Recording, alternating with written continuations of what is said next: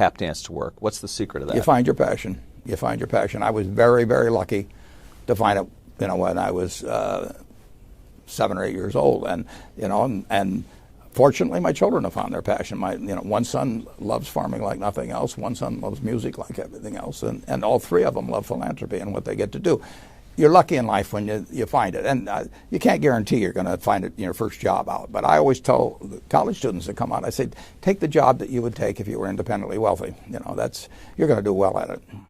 If you think you're going to be a lot happier if you've got 2x instead of x, you're probably making a mistake. I mean, you ought to find something you like that works with that, and you'll get in trouble if you think that making 10x or 20x is the answer to everything in life, because then you will do things like borrow money when you shouldn't, or maybe cut corners on things that your employer wants you to cut corners on. Or it just doesn't make any sense. You won't like it when you look back on it. 3 things in hiring people: look for integrity, intelligence, and energy. And he said if that person didn't have the first 2, that the latter 2 would kill them. Because if they don't have integrity, you want them dumb and lazy. You don't want them smart and energetic.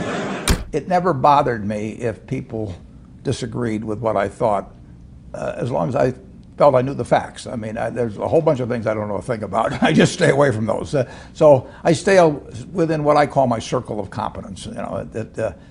Tom Watson said it best. He said, I'm no genius, but I'm smart in spots, and I stay around those spots. Well, I try and stay around those spots, and I just don't have a problem if somebody says, you're wrong on something. I go back and look at the facts, and I think that really is much more important, frankly, than having a few points of IQ or having an extra course or 2 in school or anything of the sort. You need emotional stability. I just read and read and read. I probably read 5 to 6 hours a day. I don't read as fast now as when I was younger, but I read 5 daily newspapers. I read a fair number of magazines. I read 10Ks. I read annual reports, and I read a lot of other things too. So I've always enjoyed reading. I love reading biographies. Famous lesson about a margin of safety, that you don't drive a truck that weighs 9,900 pounds across a bridge that says limit 10,000 pounds, because you can't be that sure about it. If you see something like that, you go down a little further down the road and you find one that says limit 20,000 pounds, and that's the one you drive across. The nature of capitalism is that people want to come in and take your castle. It's perfectly understandable. I mean, if I'm selling television sets or something, there's going to be 10 other people that are going to try and sell a better television set. If I have a restaurant here in Omaha, people are going to try and copy my menu and give more parking and take my chef and so on. So capitalism's all about somebody coming and trying to take the castle. Now, what you need is a castle that has some durable competitive advantage, some castle that has a moat around it. And that moat, one of the best moats in many respects, is to be a low-cost producer. But sometimes the moat is just having more talent. I mean, if you're the heavyweight champion of the world and you keep knocking out people, you've got a competitive advantage as long as you can keep doing it. And it's very profitable if you're the one that happens to be able to do it. If you can turn out great motion pictures, I mean, Steven Spielberg, I mean, he's a fellow to bet on, and it has enormous economic value. You'd be surprised at my days. I mean, they're very unstructured, no meetings. None. I mean, I don't like meetings, and I read a lot. I wish I were a faster reader. I'd get more done. But I do read a lot, and I'm on the phone a moderate amount. Our businesses run themselves basically out there. My job is allocating capital, and that's what I'm thinking about. But I don't like to have things all packed hour to hour to hour. And Bill and I are both extraordinarily lucky. I mean, we really get to do what we like to do, the way we want to do it, with people that we choose to be around, and they're terrific. I mean, we've really got everything our way, and we're very fortunate. And in his world, he has a different kind of pace than I have, but we both love it the way we do it. And my guess is that we're each the most productive in that particular mode too, because it fits our personalities and aptitudes. What kills great businesses, if you look at, I do believe in looking at history, and I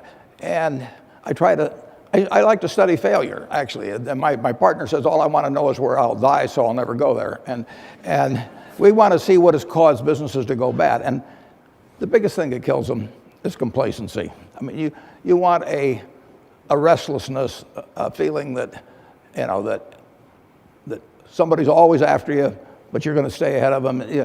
You always want to be on the move. And when you've got a great business, you know, like Coca-Cola, which is, there aren't any like Coca-Cola, but you really, the danger would always be that you rest on your laurels. But I see none of that, obviously, at Coca-Cola. But that is the key, to compete the same way when you've got 1.8 billion servings being sold daily as when you were selling, you know, 10 a day. And that restlessness, that belief that tomorrow is more exciting than today, you know, you just have to have it permeate the organization. Who was Ben Graham? He was your primary mentor, model?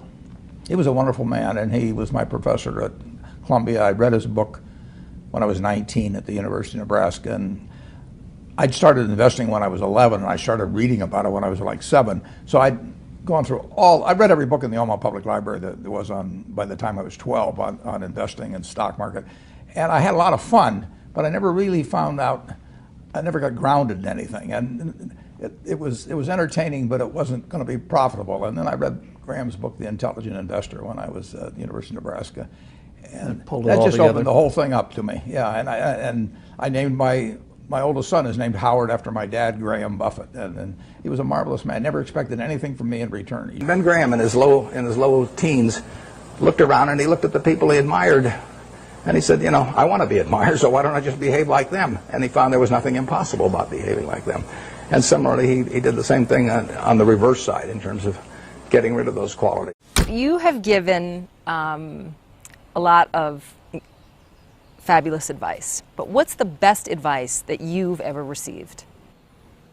Well, I received it in a variety of forms, particularly from my father when I was very young. But I mean, he basically, I think, taught me how to live. Not that I did it perfectly or anything like that, but I mean, he was giving me lessons, but he wasn't doing it by preaching to me. He was doing it by example. But basically, well, the biggest lesson, in a sense, I got is the power of unconditional love. I mean, I think there is no power on earth like unconditional love. And I think that if you offer that to your child, I mean, you're 90% of the way home. And there may be days when you don't feel like it. It's not uncritical love. That's a different animal. But to know you always can come back, I mean, that is huge in life. That takes you a long, long way. And I would say that every parent out there that can extend that to their child at a very young age, it's going to make for a better human being. And you felt like you got that kind of unconditional love from your dad? I absolutely did, yeah.